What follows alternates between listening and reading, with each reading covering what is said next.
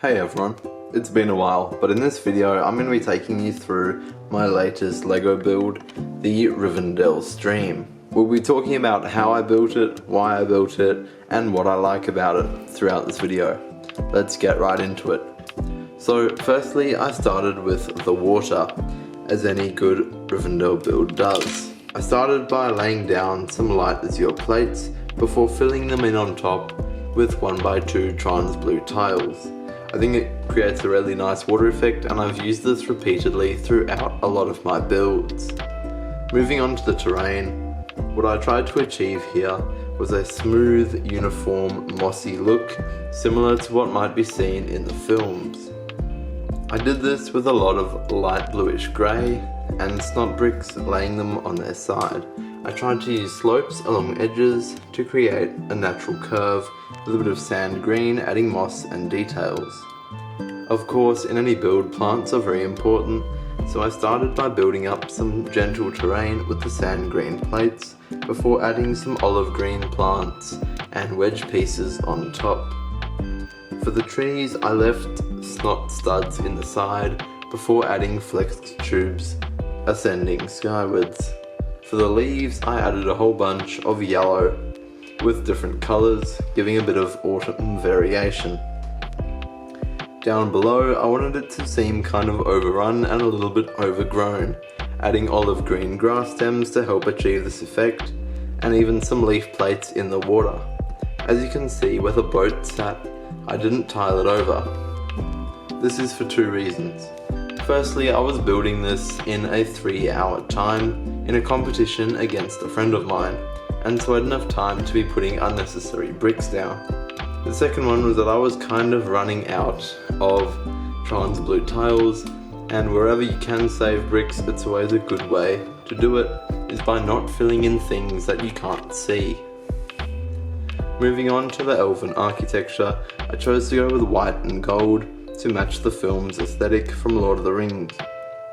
So I started with some white masonry bricks for the pillars. Building up, I added plates on top to create a little frame in which I put some fairly new gold fence pieces with a few leaves and tiles for some detailing on top.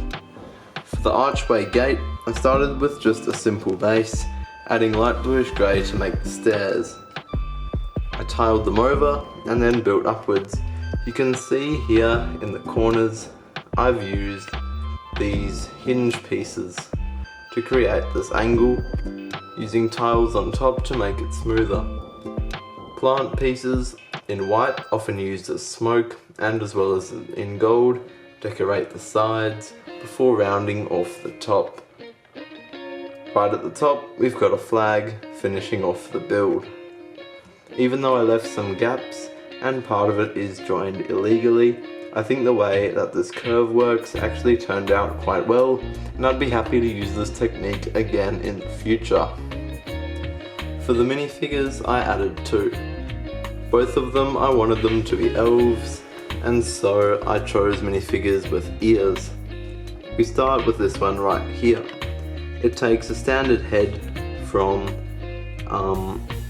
the Creator 3-in-1 castle, the headpiece from the collectible minifigure Fawn that came out a while ago with the ears attached, and armor from the recent Dragons, that is to say Dungeons and Dragons Paladin Knight with the recent collectible minifigure series, and a sword to match.